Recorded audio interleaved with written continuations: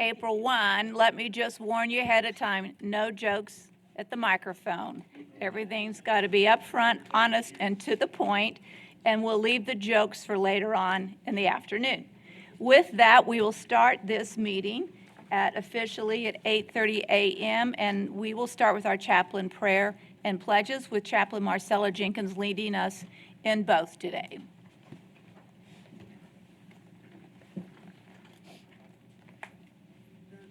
Good morning. Another day, another journey. Praise God. Will you bow your head as I pray? Dear wise and loving Father, I want to thank you for many abundant blessings. Thank you for its life itself, for the measure of health we need to fulfill our callings, for substance and for friendship. Thank you for the ability to be involved in useful work and for the honor of bearing appropriate responsibilities. Thank you as well for the freedom to embrace you, and thank you for loving us even so from your boundless and gracious nature. In the scripture, you have said that citizens ought to obey the governing authorities since you have established those very authorities to promote peace and order and justice. Therefore, if I pray for our mayor, the Honorable Brenda Gunner, the various levels of city officials, and in particular for this Assembly Council and for our first responders. I'm asking that you graciously grant them wisdom to govern among the conflicting interests and issues of our times, a sense of welfare and true needs of our people, a keen thirst for justice and righteousness, confidence in what is good and fitting, the ability to work together in harmony, and even when there's an honest disagreement, personal peace in their lives and joy in their task. I pray for the agenda set before them today. Please give them an assurance of what would please you and what would benefit those who live and work in and around our beloved city of San Angelo. And Lord, last but not least, I pray for rain. It is in your most blessed name I pray. Amen. Pledge allegiance to the flag of the United States of America and to the republic for which it stands, one nation, under God, indivisible. Honor the Texas state. I pledge allegiance to thee, Texas, one state, under God, one and indivisible.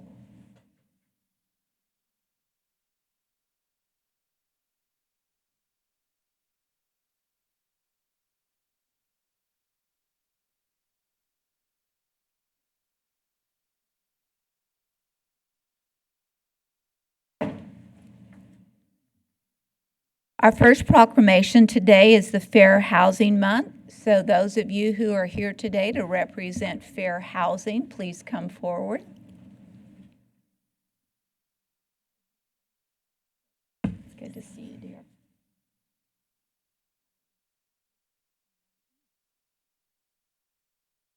Thank you. Hello again. Hey, girl. The Fair Housing Act, enacted on April 11, 1968, enshrined into federal law the goal of eliminating racial segregation and ending housing discrimination in the United States. The Fair Housing Act prohibits discrimination in housing based on race, color, religion, sex, familial status, national origin, and disability, and commits recipients of federal funding to affirmatively further fair housing in their communities. The San Angelo Association of Realtors is committed to the mission and intent of Congress to provide fair and equal housing opportunities for all. And our social fabric, the economy, health, and environment are strengthened in diverse, inclusive communities. More than 50 years after the passage of the Fair Housing Act, discrimination persists, and many communities remain segregated, and acts of housing discrimination and barriers to equal housing opportunity are repugnant to a common sense of decency and fairness. Therefore, I, Brenda Gunter, Mayor of the City of San Angelo, Texas, on behalf of the City Council, do hereby proclaim the month of April 2025 as Fair Housing Month in San Angelo, Texas, as an inclusive community committed to fair housing and to promoting appropriate activities by private and public entities to provide and advocate for equal housing opportunities for all residents and prospective residents of San Angelo, Texas.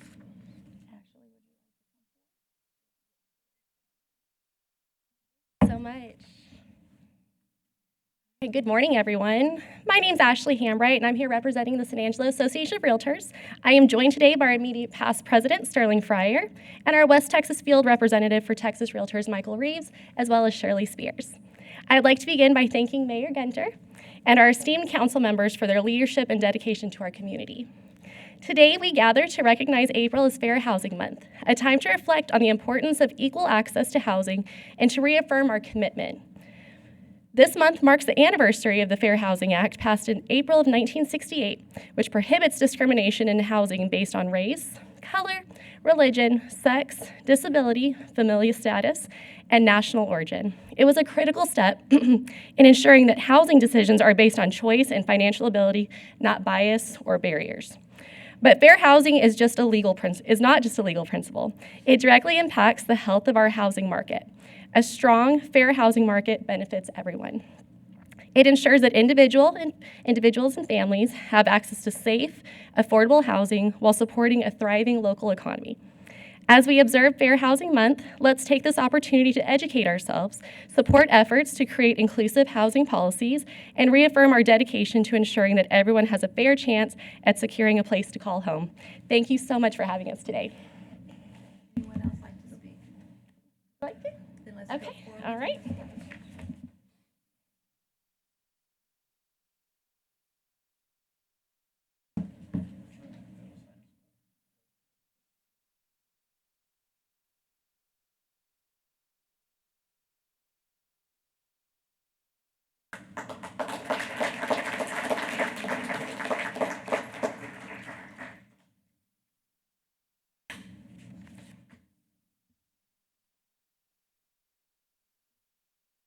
Our next proclamation is Month of the Military Child, and I know we have individuals in the audience today to receive this proclamation, so please come forward.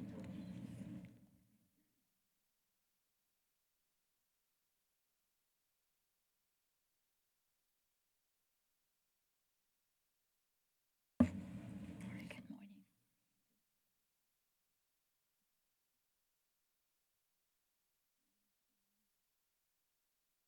Come on.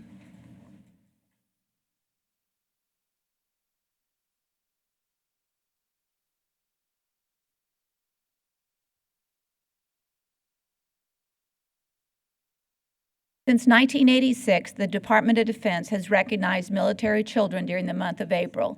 The commitment and sacrifice of our military's youngest heroes in supporting the brave men and women of the U.S. Armed Forces is worthy of honor and celebration. The unique demands upon the children of our military personnel do not go unnoticed, from often being the new child in school or the feeling of missing a parent deployed while serving our country. Here in San Angelo, we are blessed to have Goodfellow Air Force Base. Strong military families that call our community home add so much to our West Texas community. Today, and for the month of April, we will make a special effort to lift up our military families and to salute them and the contribution and resilience of our military children. As part of this salute, San Angelo ISD is partnering with the City of San Angelo to honor our military families and children. The city and SAISD invite our San Angelo community to join in our salute and gratitude. Therefore, I, Brenda Gunter, Mayor of the City of San Angelo, Texas, on behalf of the City Council, and together with San Angelo Independent School District administrators, principals, educators, staff, and students, do hereby proudly proclaim the month of April as Month of the Military Child, and urge all the citizens of San Angelo to acknowledge the occasion of this month in honor and recognition of the outstanding strength of our military children and families, and in gratitude of their sacrifice. Who would like to receive this?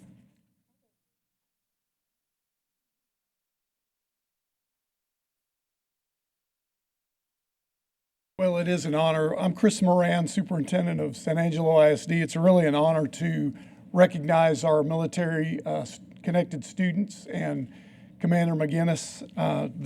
This morning, I'd like to just make a couple of comments directly to you and your staff for gratefulness from the district. The word indelible means that there's an imprint that cannot be removed or erased. And Commander McGinnis and her leadership and her staff have made an impact on our school and our community that is indelible. It's indelible with the characteristics of excellence and high character. And so today I'd like to just hand Colonel McGinnis something from the school district as a thank you and recognize what a great job and partnership we have with Goodfellow Air Force Base in your leadership. Thank you very much. Thank you, Dr. Yep. Thank you, Mayor. Good morning, everyone.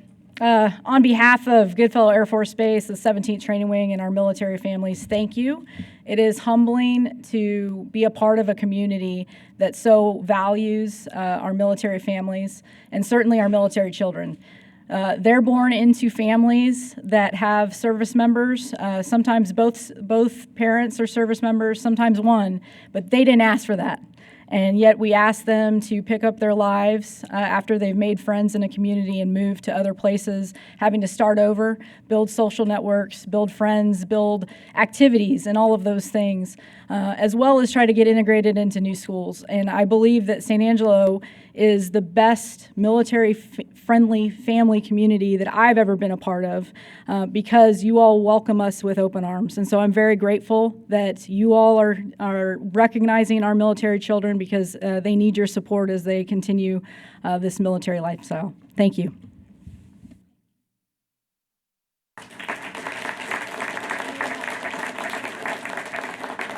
Let's go have a picture.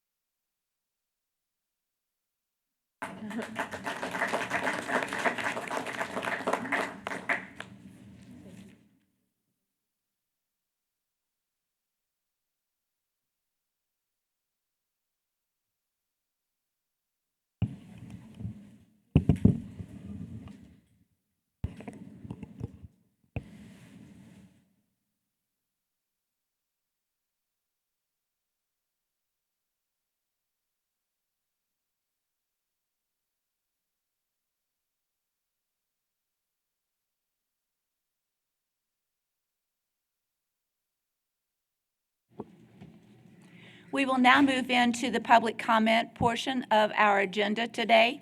Members of the public may raise issues or concerns not listed on the regular agenda during this time.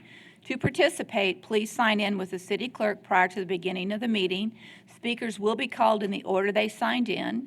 When speaking, citizens must speak from the podium, address all comments to the dais, begin by stating your name and address to single-member district number, and limit their remarks to 3 minutes or less.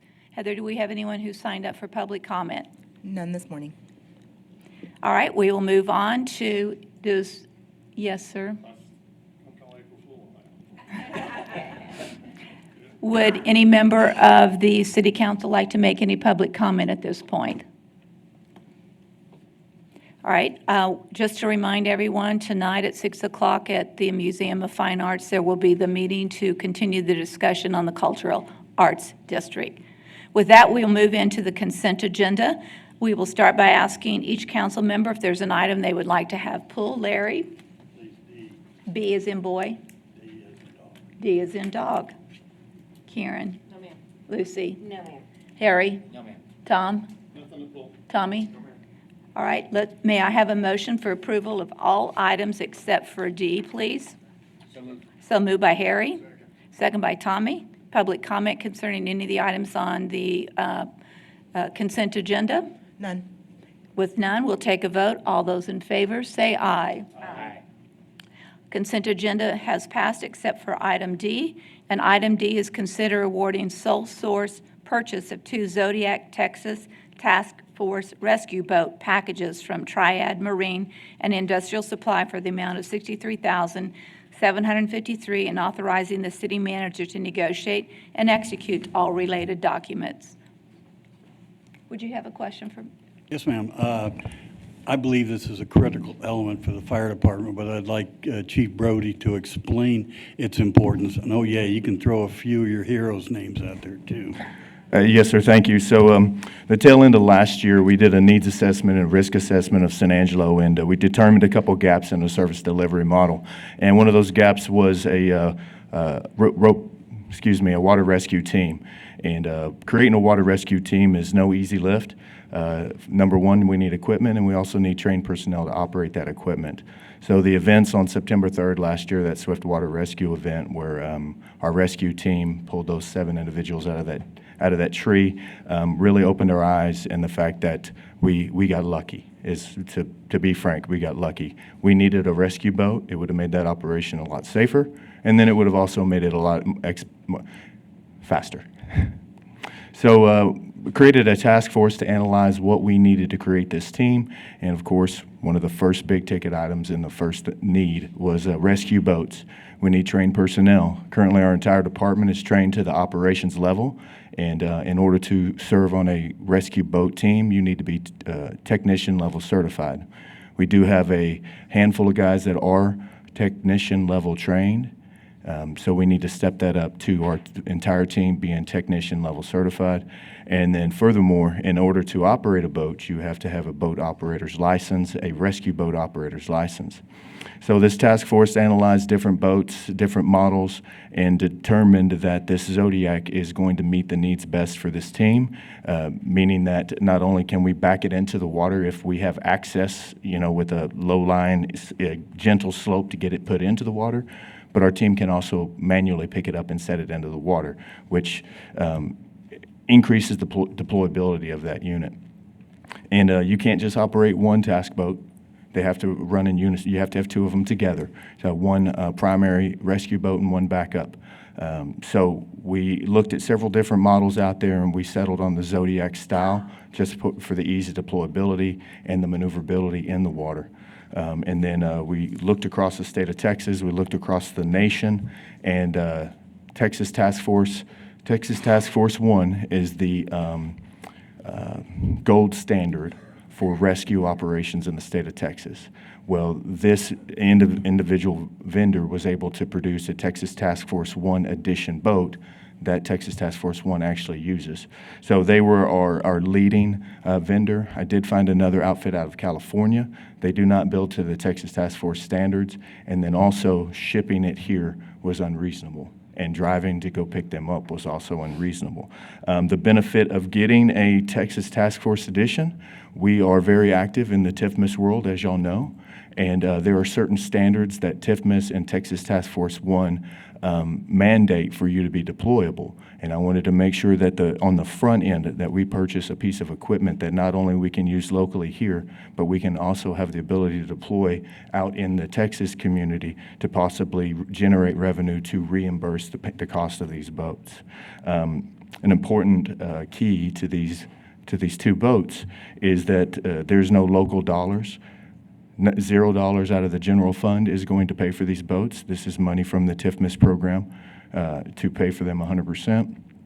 And we've received several donations from our community, and I've ear tagged those donations for the specialized training for this program also. And again, Mr. Miller, you mentioned, feel free to throw in a couple of the local heroes. We were all here the day that we honored our rescue team and Texas Forest Service as they received their life-saving award and award of heroism and valor. One of our own, Buddy Lemons, will be awarded the state level Medal of Valor at the Texas Fire Chiefs Association in 2 weeks from now. So pretty proud of that. Any other questions on that, sir? Okay. Thank you very much. Any other questions or comments from council for Chief Brody? I thought Thank this you. was an April Fool's joke. Nothing. Thank you. May I have a motion for approval of item D? Larry? Is there a second? Second by Lucy. Any public comment concerning this item? None. Then we will take a vote. All those in favor say aye. Aye. Motion passes 7-0. That completes the agenda for consent, and we will now move into our regular agenda. Comments regarding items on the regular agenda may be made by the public when each item is discussed as outlined above. To participate, please sign in with the city clerk prior to the beginning of the meeting. Speakers will be called in the order they signed in. Comments are limited to less than 3 minutes. Applicants, proponents, and appellants are exempt from the time limit above and instead must limit their remarks to less than 5 minutes. The first item is item A, Keep San Angelo Beautiful's annual report, and today we have, as usual, Executive Director Charlotte Anderson to present. Charlotte? It's good to be with you guys today. Hey, there's a tire underneath this bridge right over here that It's I on think my needs list. picked up. Okay. It's on my list. We do have a cleanup this weekend, so while I'm waiting, do I need to just press forward here? Anyone who's in control of the air conditioning, it's chilly in here. Okay, looks like we're all systems go. Again, we want to thank City Council, Mayor Gunter, Daniel Valenzuela, especially Harry, for your vision and your inspiration to continue this beautiful program to keep San Angelo beautiful. This past year, we had over 208 events. We had over 1,500 volunteers, and reached out to about 50,000 in our community who participated in several of the events that we were at. We're really proud of that. That gives us 4,721 hours of community service to the city of San Angelo in clean, green, and beautiful initiatives. In addition, that's about $158,000 value to the community. So we're real proud of our work this past year. So of those 208 events, 14 were cleanups, and these are a few of our teams.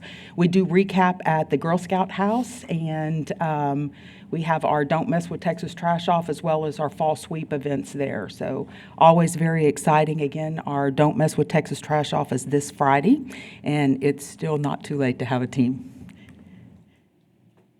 Let's talk about tires. 3,100 tires this year. This year we had 62 participants, the best number that we've had in 5 years. Is that a good news or bad news deal?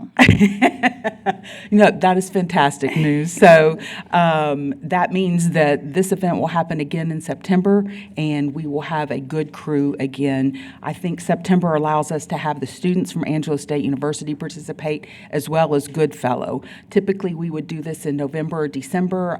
Goodfellow is exiting, and ASU students have already taken their finals.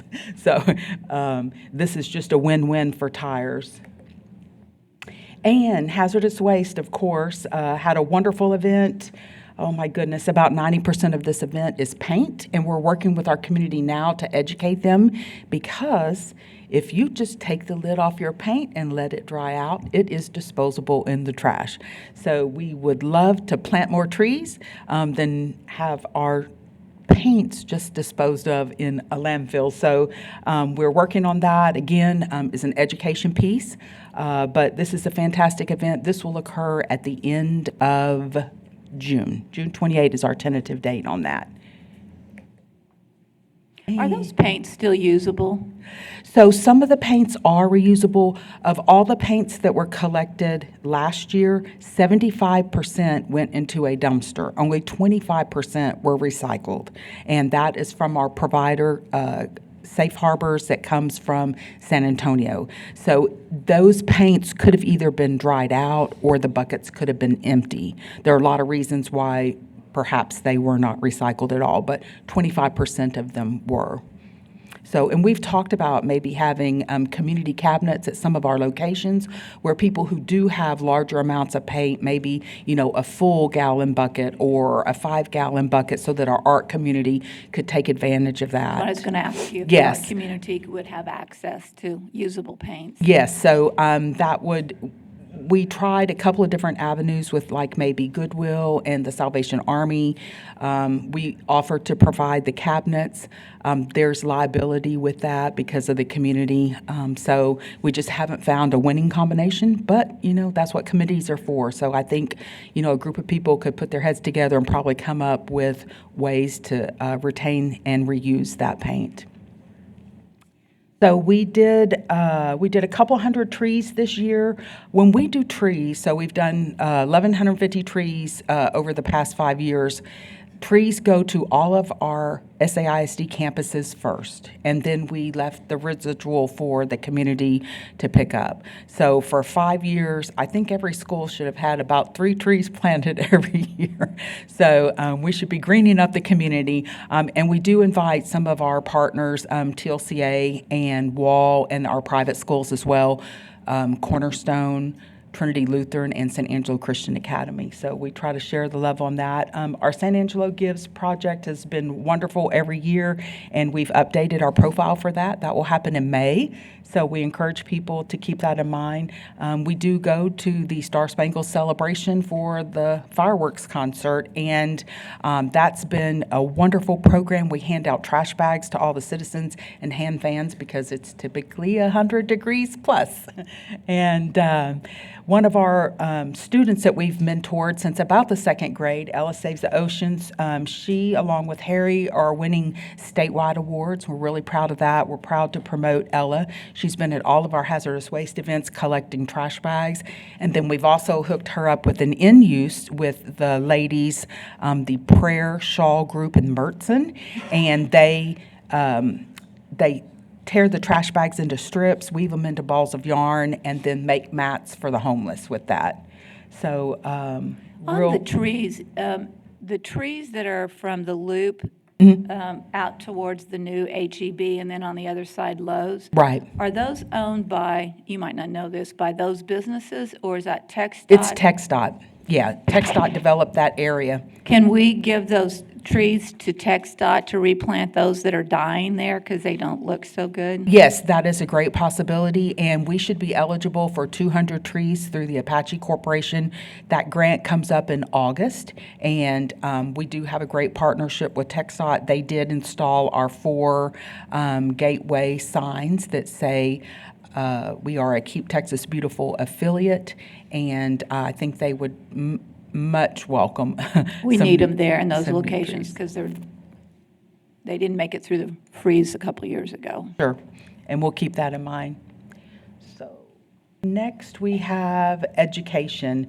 Oh boy, this is probably the highlight of our work. The kids are just amazing. This past year we brought in Dr. Alper, who is on the Kobe engineering team at University of Texas in Austin, and his program reached everywhere from elementaries to middle school to high school to college to professors and even our engineers. A few of our engineers participated with this, but they actually have a 501c3 on the side and have invested in biomedical fuels that reduce plastic waste, and we got to watch plastic dissolve right in front of us. So there's hope for a better future and lots of different ways to address the needs of eradicating plastic. So it makes us have a great validation of the work that we do.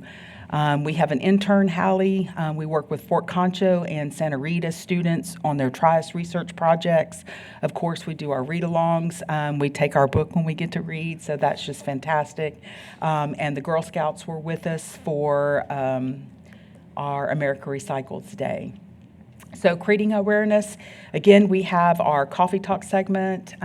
We were published again in San Angelo Lifestyles in their summer book, and it was a great story that just kind of touched a little bit on all the things that we do. Our partnership with Lamar is wonderful so that our billboards highlight our mission and our work. Of course, Cash is our rock star. We've done presentations. This is Dr. Alper here in the middle for Upper Colorado River Authority, and I have a presentation at their annual event next week. And then, of course, TxDOT, again, appreciating the work that we've done with them and that they have done for us. And here are a few of our America Recycles Day projects. This past year, we had an art contest, so some of these items are the first place winners from the art contest. And then for Earth Day, we did Rock the Garden, and so our students got rocks and got to paint the gardens up. And that was just a wonderful activity that shows that even though we don't have as much water as we'd like, that you can still have a beautiful garden. And these are a few highlights over the past 5 years. So again, we're very grateful for our recognition, Mayor Gunter. We also received a proclamation from Governor Abbott, several awards, State of Texas Alliance for Recycling. Our awards have been for our tire program, outstanding public outreach. We've been a 5-star Gold Star affiliate. We've been a Governor's Community Achievement Award of Sustainable Excellence for 5 years. Again, public education and outreach. We are also a judge for GCAA, a mentor. We've gotten that Apache Tree Grant for 5 years, several publications, and recognition from TxDOT. So again, just a fantastic and a beautiful year. So for a 5-year period, 754 events, over 4,000 volunteers, 18,000 hours, and a $431,000 value over the 5 years. So we are so grateful for your support, not only from council, but the city of San Angelo, our operations team, Street and Bridge, Parks and Rec, especially our economic development team, who's always been very encouraging and supportive. Joe Spano at Republic Services, we couldn't have gotten off to a good start without them. Butts Recycling, our board members, past and present, Bob Salas, who has retired.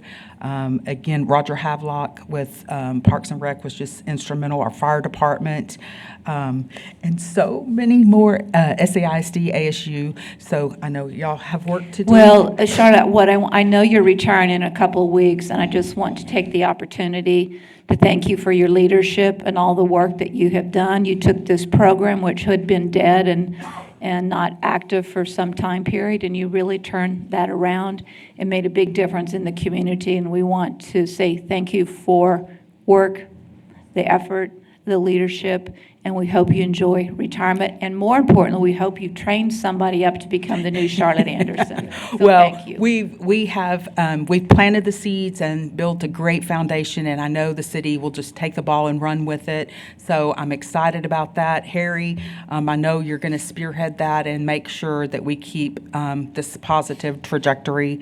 A couple of little things are our sheep. Crystal Goodman, she did the first sheep, and she took her to the beauty shop and gave her a quick little revamp. But it will be at the Chicken and Art Farm, and we will have a dedication for that next Thursday. Again, the Don't Mess with Texas Trash Off is this Saturday. And for Earth Day, our students are going to get this planner that you've received, and they're going to get literature on our butterflies, our monarchs, and they're getting some milkweed to plant in their yards so they can come and visit.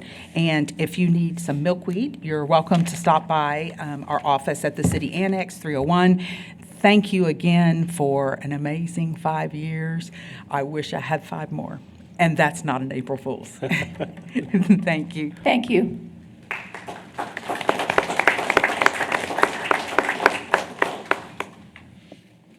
We will now move into item B, which is consider awarding RFB FS-01-25 to Denton and Bradley Metal Solutions Incorporated for the purchase and installation of garage doors in the amount of $361,189, utilizing $170,290 of Fleet Services fund balance, and authorizing the city manager to negotiate and approve all related documents. Ryan, you're on. Good morning, Mayor and Council. Mr. Valenzuela. Where are these garage doors going? Fleet Services facility is in some need. 16 of these doors will go there. The grant that's mentioned here is an energy efficiency grant, so they will help us save some energy bills along the way. The other 3 doors in this request is for the water distribution or the sewer collections facility down at the end of the street of St. Anne Street. And so we're excited that we were able to use partial funds to get this accomplished, and a smaller amount, luckily, than we were expecting out of our own funds. So a much-needed project, and appreciate your consideration for it. Thank you. Do we have questions for Ryan? Move approval from Tommy. Do I have a second by Lucy? Public comment? Mayor, Yes. they really need a new facility, and so kudos to Ryan for finding some funding to extend the life of this one a little farther. It'll be much more expensive when he comes and starts talking about a building. Nothing like open air. All right, with that, we will take a vote. All those in favor say aye. Aye. Motion passes 7-0. We'll move on to the last item on regular agenda, which is discussion and direction on an expansion of the open structure overlay, Section 312 of the zoning ordinance into other areas of the city of San Angelo. Aaron, lucky man, you're on. Thank you, Mayor, City Council, and Mr. Valenzuela. This is coming as a request from Councilwoman Ms. Gonzalez. She asked last fall about some areas of expanding the open structure.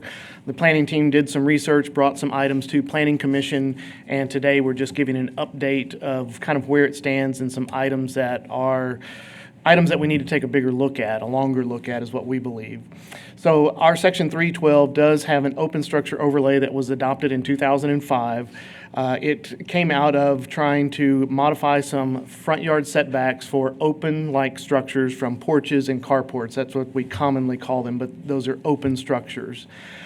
In those rules, there were specifics on roofing materials and roof slope and design. And in fact, the original proposal to the Planning Commission back in 2005 actually had drawings of what it had to look like. Those got removed by the time it got adopted by City Council. Why were they removed? Looking at the records is that they wanted to allow the contractors to submit items and allow city staff to work with them to try to find ways to make those roof lines match. And that was really the main concern, was having roof lines match so that the structures that were added looked like as if they were original to the home, not as an add-on later after the fact. And as all of you know, that costs usually more money to do that than just building a regular flat roof carport or something like that. The original concept was designed for smaller properties that had no garage or a one-car garage, as trying to allow property owners to protect their vehicles. Over time, as we know, that has changed, and I'll give some more information about that. And it came about, really, there were so many variance requests coming through the ZBA, they said we need to write an ordinance to resolve this issue. And so the open structure ordinance was written.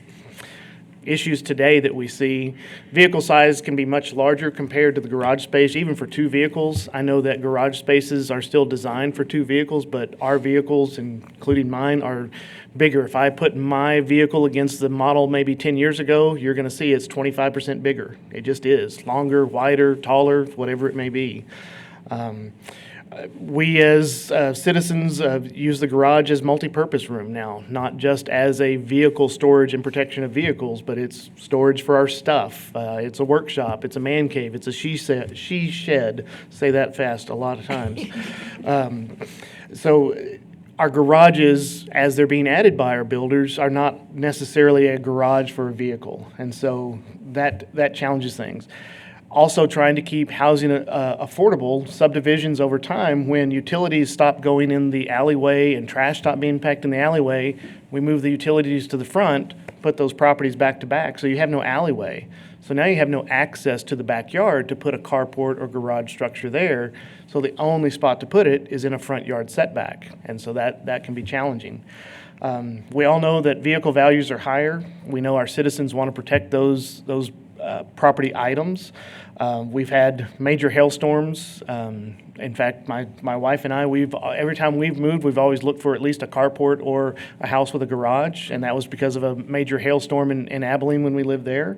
And so we understand from our citizens' perspective, how do you protect things?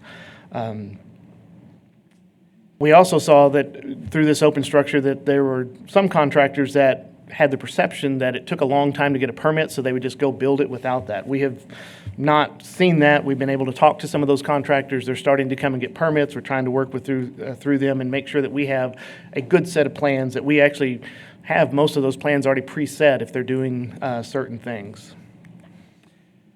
So one thing that has come about over the last 5 years is Government Code 3000, which talks about building materials. It essentially says after April 2019, citizens are limited in requiring specific materials if they're already adopted in a standard building code. And we adopt standard building codes here that allow all different types of building materials. So you're thinking, brick, metal, wood, all of those building materials. Well, this law that came into effect basically said that if you're not within an historic district, cultural district, or an architectural importance and significant, or you have a certified CLG per the Texas Historic Commission, and there's some other caveats in there too, but these are the ones that apply to us, you really can't regulate materials. And so in our current open structure overlay, we can. If we were to expand that, I don't believe we would be able to regulate the materials, which means the roof materials could be dissimilar. It means the posts could be dissimilar. It could mean that it does not look like it was originally built with the house. Now, that may be okay for our community, but I think that's a longer discussion than simply saying, let's just expand the area to allow carports. I think we need more thought, more interaction with our neighborhoods to understand if that makes sense. Now, fortunately, the City of San Angelo and city staff back in 1994 did make San Angelo a CLG per the Texas Historic Commission. The challenge is that really only limits to those districts that are design districts, not really an open structure district, which really is not about architecture and design. It's more about an open structure in a front yard setback, which is different. So again, it does kind of challenge us with the materials. And so that's a major, not a concern, but a major point we need to make sure that when we're making those decisions in the future, we may not have design control of what a carport or an open structure looks like compared to the original home. But here's our open structure area right now. Everything in pink, and you can see that's a majority of our older neighborhoods, but not all. You can see all the way just north of Goodfellow on the east side, comes up through the Fort Concho area, goes all the way up to 50th, in fact, kind of through an area there just to the left of Armstrong or Highway 208. Does come over through Angelo Heights area and kind of curves around with Glenna at that area. I put this one with our major thoroughfares. As you guys know, thoroughfares make a difference on how people get to neighborhoods, but that also is in relationship to where our major roads are. And you can see there was some decision-making based on where our major roads were and where the open structure overlay should and go at that time in 2005. I'm going to just kind of zoom into a couple of areas. This is the Paulan area. You can see from the large view, you can see where it kind of comes in here just south off of Bell Street, or just to the, the east of Bell Street and north of the Houston Hart Freeway there. You can see the neighborhood that continues to grow off there to the northeast. One thing that we noticed in this neighborhood, as we see from the overhead, you notice there's no alleyways there. And that can be challenging. Now, you see there are some smaller structures in the backyards, some sheds, some swimming pools, but nothing large like a carport. Now, the ones that are on the ends, they might be able to put in a carport from the side yard or something like that, but you really don't see that. This appears to be an alleyway, but it's actually a drainage way over there, so it's really not an alleyway for those homes on that side. As we drive through the neighborhood, we do see vehicles during the middle of the day just in the driveway, which means there's some reason why they're not in the garage. We don't know the exact reason. But this is about 11 o'clock in the morning, and this is just one block, and you can see there's approximately 20 vehicles sitting in the driveways. And so I would assume that most of these folks have a desire to protect their vehicles over time, but they don't have a great way to do that because they don't have alleyway access. To add on could just be simply a metal carport. And you can see this property owner, they had the room to the side of their yard. They didn't have to have design controls because they're outside of the open structure. They're behind the 25-foot setback. Nothing wrong with the metal structure. It serves its purpose. The question is, do we want that look in all of our neighborhoods? Maybe we do, maybe we don't, but I think that's a bigger discussion. Looking at just kind of the Southwest, this is, another area that has grown since the 70s and 80s. If you go further southwest across the railroad tracks, this is Southwest right here and Twin Mountain, you start seeing that there's no alleyways here either. Again, that's a development decision to try to keep the cost of homes lower because paving an alleyway costs money and maintaining an alleyway costs money. But then that's at the expense, and potentially this neighborhood may never want carports based on home valuation or based on size of home. But those are also areas that we look at of, well, in 50 years, does somebody want a carport there because they've used their garage for other purposes or other things? And naturally, our Lake Nasworthy, obviously, if you're backed up to the lake, it's hard to get to the back of your property. Some of those properties are bigger than others. Some of them are very, very narrow, and you don't have room. And so the only space is up front if you wanted to put a carport. You can see here on this little stretch of South Concho Drive, there's one that's got a carport there, another one that's got a carport there. One of them received a variance, the other one didn't. But there's some of those properties you can see they just have the minimum 5-foot side yard setback. So getting to the backyard access or putting a carport in the backyard or garage structure in the backyard is not very viable because your vehicle's just not going to make it back there. So when we talk about architectural design that we currently have within our open structure, this is one of the ones that we showed last time. It's very similar to the house. It's painted the same colors. It has the same roof slope and roof materials. But we know this costs a little bit more than these types of structures. And if we were to just extend the open structure overlay, there's nothing that would prevent these types of structures, and they may be okay as we design and start talking to the community for a bigger purpose. But we don't have any design control. It's really just talking about, are these appropriate in the front yard setback? Also, the front slope, I have to work in wood. Unfortunately, I never learned how to weld, so I have to build that structure over there. But we know that one's going to cost a lot more than that structure. They still serve the same purpose of protecting someone's property, private property. Yes, sir. That photo come in San Angelo with the Ferrari? It's maybe that's at my house right now. Yeah. Yeah. It has a cactus too, so it's got to be, yes, it's my house. No, it's not my house. That's an April Fool. Sorry, Mayor. I thought you prohibited that. So what do we do as a community? Staff recommendation is we really need to look at our comprehensive plan update to address these types of things. And then really work on our unified development codes with subdivision design. Do we want to make sure that our developers understand and property owners understand, if you don't put in alleyways, then you really lose that ability to put in a carport or garage structure in the back. And that may be a good decision for some, and others may decide, no, I need an alleyway so that we can do that for that. It really does come down to zoning setbacks in our neighborhoods. Do we really want something in front of the 25-foot setback as a structure? We know that they're out there, but we have to address them at some point. And I really do think it comes down to our neighborhoods and neighborhood plans of what works for those individual neighborhoods that help them make those decisions. That it's maybe not a blanket statement for the entire community, but neighborhood decisions saying, all right, in this neighborhood, we believe these types of structures are appropriate or not appropriate. And that takes work of getting out and talking to the neighborhood. But we also have to have cooperation with our builders, our contractors, and designers to find ways that if you're building new homes, maybe it's okay to build in a carport instead of a garage to start with. And is there ways to do that through our zoning properties and things like that? And so I think we have great builders and great contractors and designers that are forward thinking and are thinking about how do we do that and still keep a home affordable, because that really comes down to the biggest key is what's affordable and what are we doing to help people protect their private property. So with that, Mayor, I turn it back to you guys if y'all want to have a discussion or any direction for city staff at this point, and where we may go. I'm going to open up for Lucy to speak because I know this is a subject that she wanted brought forward, so I know she has some comments to make.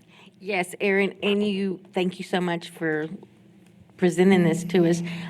Yeah, you've covered most of the reasons why my constituents had asked for this because of the fact of the weather, everything else. I would like to see you be able to have the ordinance read like it has, about the materials, about the building, about it attaching to the house. Some of the ones that you showed us that were the cheaper kind and stuff, yes. Less expensive. This, Less expensive. less expensive, thank you, Mayor.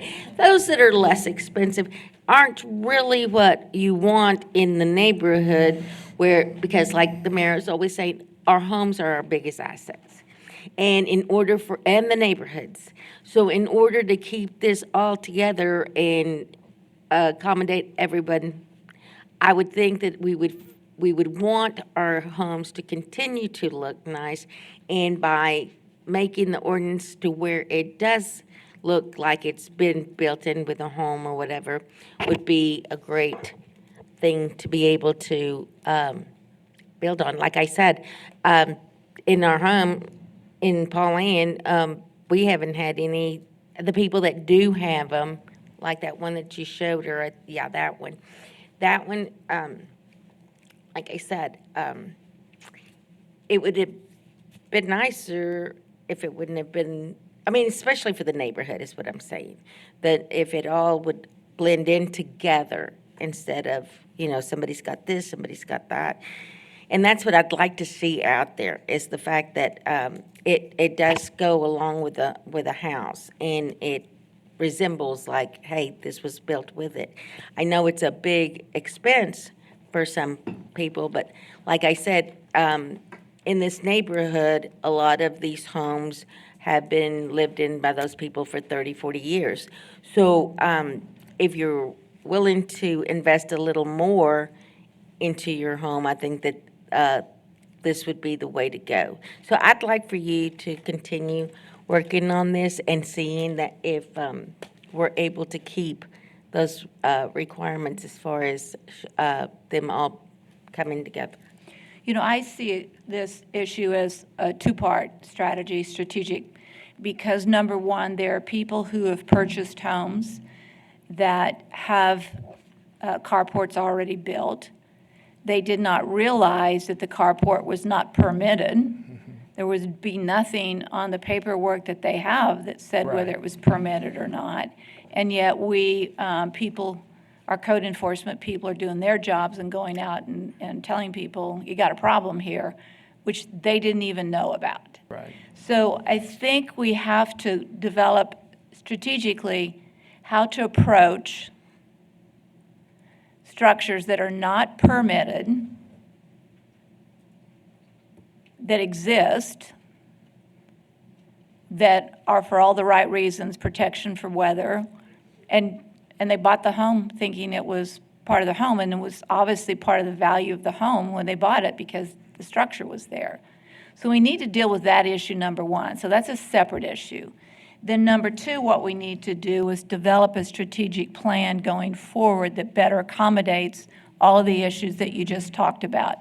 And perhaps going to a development task force meeting with the developers, builders, and have this conversation about, we know, number one, pricing is an issue. We know that affordability in San Angelo is a big challenge, and producing the best house for the best value for the money that someone wants to spend or can afford to spend is key.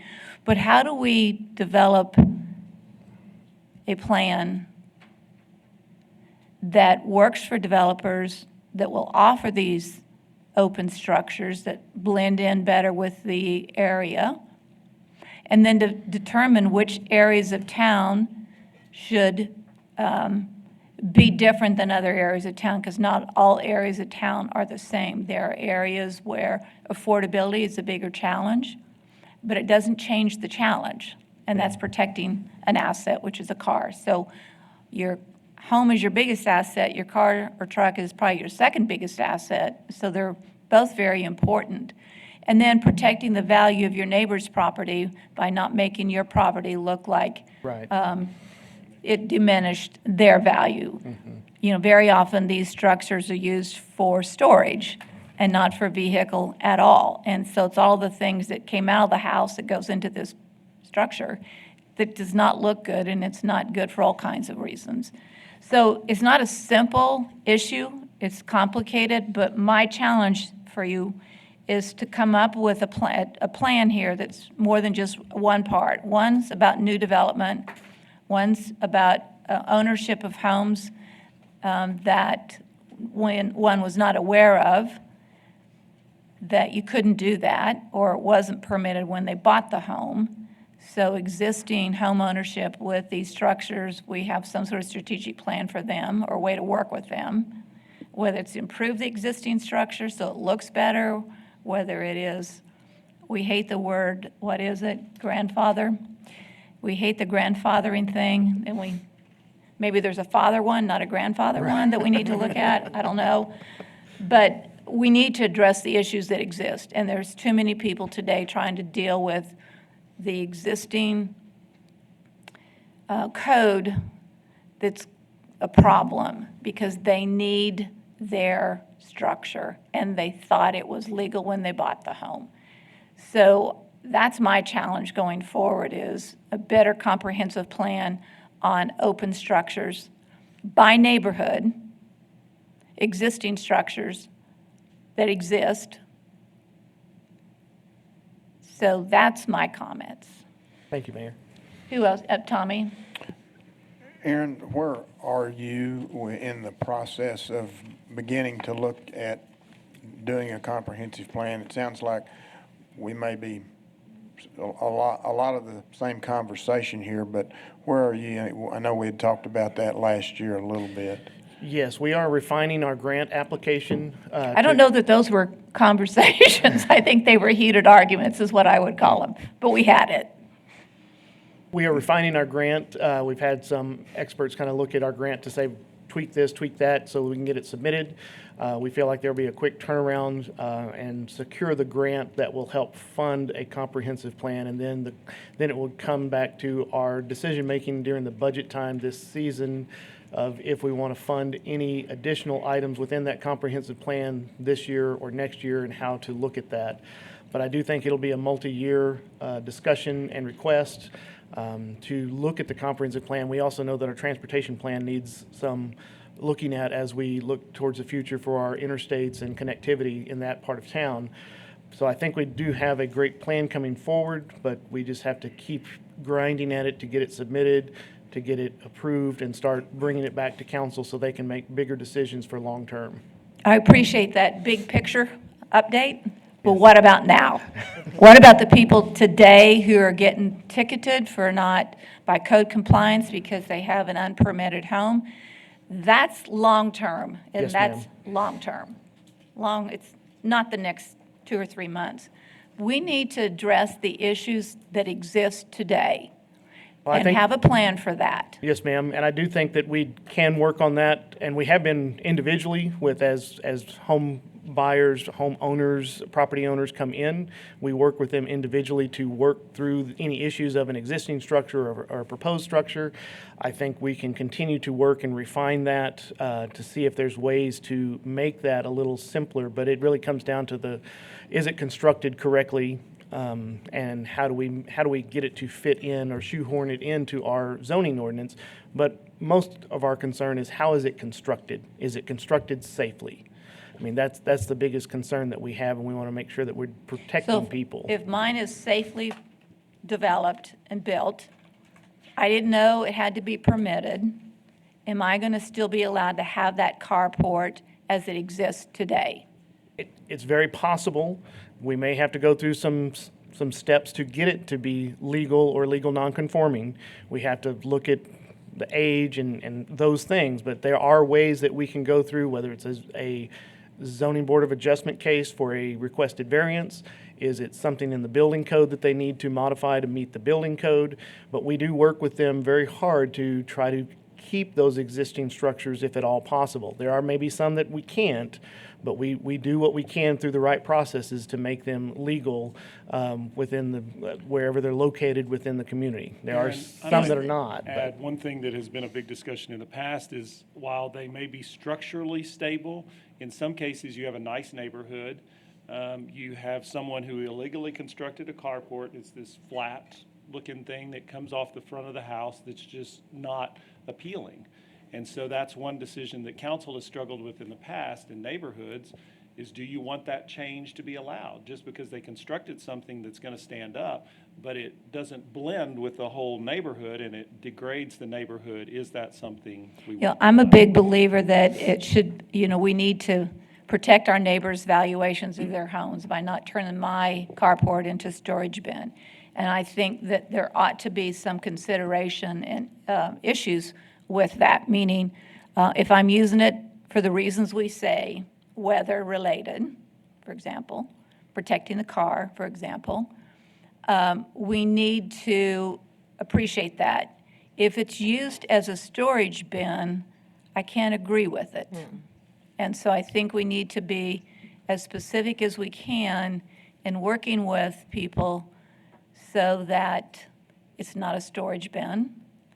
And if it's in front of a garage, then the garage is obviously the storage bin. Yeah. And so we need to be, so this is not just so simple, but those are things that exist, we need to deal with, and we need to have a strategic reply to those issues. To clarify a little bit on that, and I don't disagree with anything you said, but once the structure is constructed, how they use it, unless they're violating some specific, code issue or something, is very hard to enforce how they use it. So the enforcement later on becomes difficult depending on what's happening. I know that it is, and I don't know if when you look at the game plan, that there is language that can be put into this that would discourage people from using it as a storage bin. I know that's complicated. It's not easy, it's not black and white. And Larry, would you like to offer some comments, please? Yeah, Aaron and I have had this conversation, and it's really an outlier here, but I think it's something that should be considered in the course of this. In my district, there's one building in a backyard that is 700 square feet and not quite the height of this room. I just think it's a terrible thing to create something like that in your backyard so that your neighbors, the value of their house diminishes significantly because of that. I'd like to see some change in that so that, oh, by the way, this isn't a garage. It's not an RV storage area. The largest door in it is probably a 36-inch door. I suspect there's a business going on in there or whatever, but that's a terrible thing to have. Aaron was telling me you can have 40% of your backyard. Is that correct? Well, you can have 40% coverage of your property lot.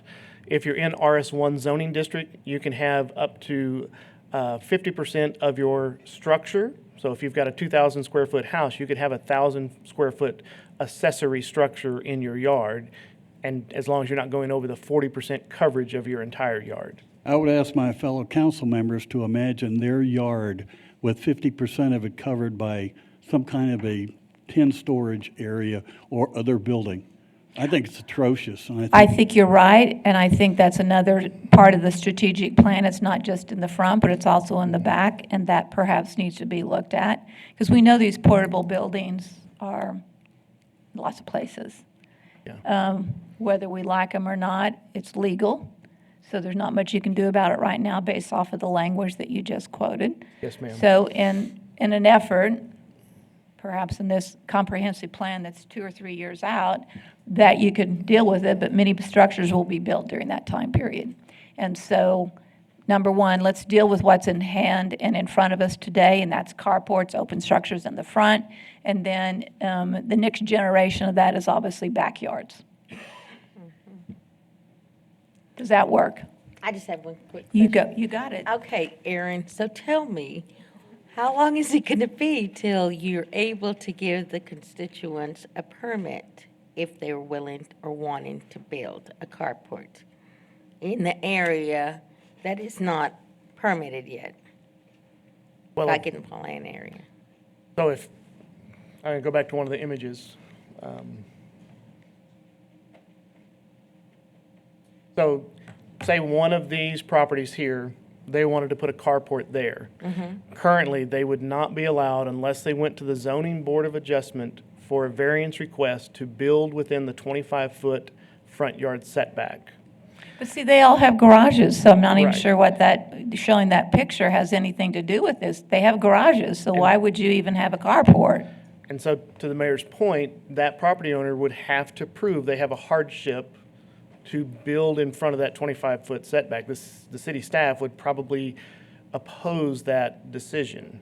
Now, that's up to the ZBA to make that decision. If they grant a variance, then they could build any type of carport. We would not have the ability to say they have to build it a certain way because this area is not under an open structure overlay. And even if we were to extend it here, we believe we do not have the ability to require certain materials or certain architectural style. And so they could put any type of carport there, whether it was fabric covered, metal covered, however they chose to The make blue one. tarp coverage, Yes, ma'am. that one? And that's our concern because one of our primary focuses as a zoning ordinance is to protect property values for all, not just for one. And how do we do that so that we have equitable rules for all? And so I would say in the Pauline area, if you don't have access to put your carport in the backyard, if you're in front of the 25-foot setback, it will be very difficult to get one placed there. Now, Well, because the they have question is, garages. I mean, they do have garages. The question is there one already existing? We haven't found any in that area that's existing that's in the 25-foot. We're also not actively looking for those either. We are a complaint-based type of community that if there's a complaint-based, we will have somebody go out and take a look. But through our research in that area, we did not find any right now. Now, I think there's a desire by people, but I don't think, as to the mayor's point, we don't have a quick answer for that. What we're trying to figure out is do some answers for those existing structures, and how do we put together a uniform plan for our community for areas that if they wanted to add carports in the future. well, I would think that it could almost be somewhat of a black and white conversation, meaning if an existing garage, if the property already has an existing garage, carports would not be approved. Because that basically means it's storage. I mean, Not that, necessarily. well, maybe not, but I think, but Not then, when you have 4 cars and one of them is in the garage, the motorcycle's in the garage, and then you got 2 cars right outside. It's not storage. Well, we've got the toolbox and Yeah. stuff. But the fact remains is that nowadays, really, more people have more cars, especially if you've got teenagers and stuff. So, the problem is that whenever this weather comes and the hail damage, and you just got through fixing your car from the last I hail haven't damage, yet. here we go. So, and not only that, but you've got birds in the trees that constantly, do their business on your car. So we've got a lot of reasons why they want these carports. But like I said, if we can have them to where they look like they're blending in with the home and they make the home even look nicer. That's a tough one. Yeah, Daniel. I was going to say, Lucy, that the issue there, of course, merely expanding the boundaries really gives us no control over what material they'll be using at that point. So we do understand that there's a need, to protect cars from hailstorms or what have you. But again, merely expanding the boundary will be problematic for us because we'd have no control at that point. If a neighbor wants to build it, however they want to build it, as long as it's within the size and the structure and the requirements, they can build it with whatever they want. I And- hate to say this, but they could open up the back of the garage. You could drive all the way through and put it in an open structure in the backyard. Why are you giving ideas, Mary? I know, I'm like, shouldn't put that out there, but I don't know about that because then it would go right through my living room. Just saying. Anyway, yes, Larry, please. Could you go to that picture with the houses with the garages on the front? I'm asking folks to presuppose that there are no garages on that, and one individual asks for permission to build a carport, and he has to go through the review board and so on. Okay, I assume that he's also asked, the neighbors are asked whether they're happy with this. Is that correct? Yes, if they go Okay. for a variance request in front of the ZBA, there is notification sent out to the 200-foot notice area around that Okay, what about the property. subsequent owners who would like to do likewise? Do they have to also send it in for a variance? If it's not in the current open structure overlay, yes, sir, that would be, so they would have to, and let's see if I have that picture. So if they're not in that pink area, they're outside of that pink area, it more than likely would take a variance to vary the front yard setback, which then requires notice by staff to the surrounding area, and every property that wanted to do that would have to be noticed for that property. Does that make Forever? sense? Huh? I mean, if you've got 80% of the neighborhood, it's already filled up with these things, and Well, they're still asking for variances, it seems, I agree, and I think that's where we need to go back to that comprehensive approach. Our zoning ordinance is from 2000. Our current comprehensive plan is from 2003. This open structure overlay is from 2005. So we're 20 years past that, and we still have the same issues that we did then, so we really haven't solved them yet. So I do think that takes a bigger, longer, comprehensive approach to make sure we do something that really, really works. Daniel, would you like to make comment? Larry, Larry, on the variance, and I want to make sure I'm clear on this, even if somebody applies for a variance and notice goes to the neighbors, if the neighbors say, I'll support it, they'll build it a certain way with certain material, I mean, we wouldn't have control over that either. Correct. We would not be able to regulate the materials or the design at that point. So really, the neighbors would say yay or nay? I mean, because they wouldn't have a say on what type of material they'd like to see next door, but, yeah. They would not at this point. Other comments from council? All right, so we will take a motion, and don't we do public comment after the motion is made? There's not a motion to be made on this item. It was for Okay, discussion and then we'll do direction. public comment. You got it. Twyla Huffman. Come on up. Please come up to the mic. Sure. Mary Costanuela.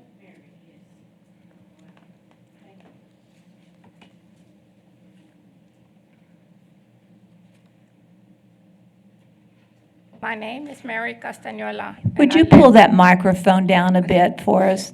Thank you. My name is Mary Castañuela, and I live at 3642 Old Post Circle. I am here today to address the city violation 5294 we received for having a metal carport without a permit.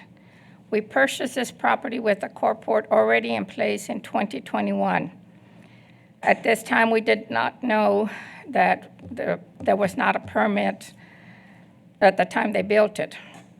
The carport is an open one without obstructing any view and is 16 feet away from the street. According to the appraisal office, this carport was built in the year 2003, making it 22 years old. I come to you today asking you to please consider allowing us to keep this carport, as we are senior citizens living on a fixed monthly income, and it would be a big financial burden for us to have it removed. Plus, this is the only way to keep our automobiles protected from the weather, as the car garage at this property had been enclosed the previous year. The owner that had it built is now deceased, but the daughter that sold the property to us now informs us that her father had been grandfathered to have this carport built, and states that the city had issued him a letter stating this, but sadly, after 22 years, she has no idea what happened to it. Two of my neighbors at the time were living in the neighborhood when the carport was built, say that all the surrounding neighbors were sent letters asking if anyone opposed the building of this carport. They stated they didn't oppose, and shortly after the carport was put up. One of these neighbors is here today to testify to this. If we had been aware that the carport had been built without the proper permit, we would have kept looking for another house with a garage, as this was a major factor to us. Thank you. I appreciate you taking time to hear me out. I have a picture of the carport. I only brought one. You want to give it to Rick? Okay. Spoken with the planning department about this case. So is there someone from the city staff dealing with you? I went to the city office and I spoke Okay. to the Well, staff. Well, I'll meet with you out and I'll get your name and information. It's a separate matter from today, but we can take that and make sure they're working with you. So before you leave, I'll come back there. Uh-huh.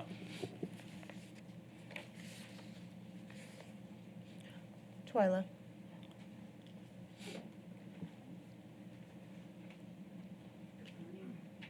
My name is Twyla Huffman, and my husband and I live at 3637. Speak into the microphone, please. My name is Twyla Huffman, and my husband and I live at 3637 Old Post Circle, just across the street from the carport on Sam and Mary's property, and have lived there for over 30 years.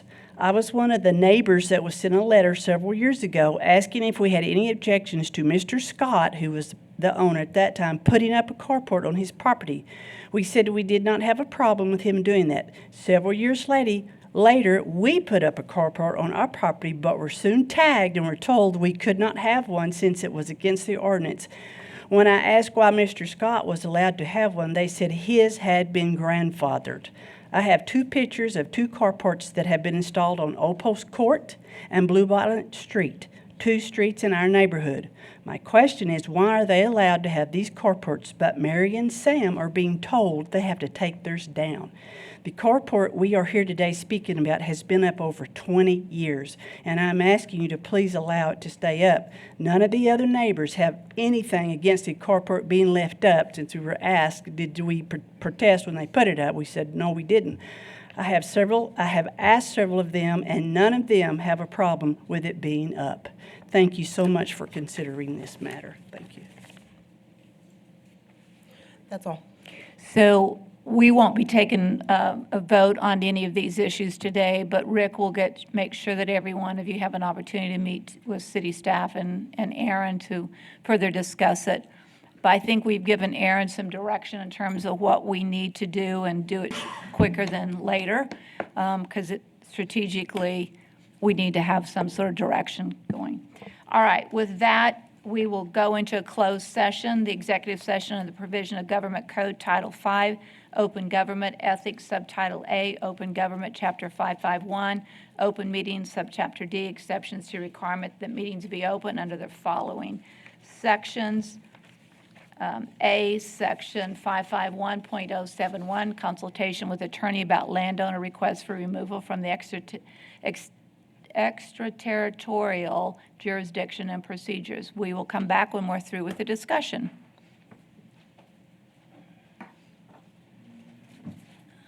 Session at 10:08 a.m. There were no items to announce or considerations or decisions that were made during executive session, so we will move on to announcements and consideration of future agenda items. Do we have any? Yes, ma'am. Yes, Larry. This morning, a student from Central, who most of you have probably seen in TV ads with his dad's pharmacy, well, he wants to get in touch with the candidates that are running this time, and I'll certainly take care of trying to do that.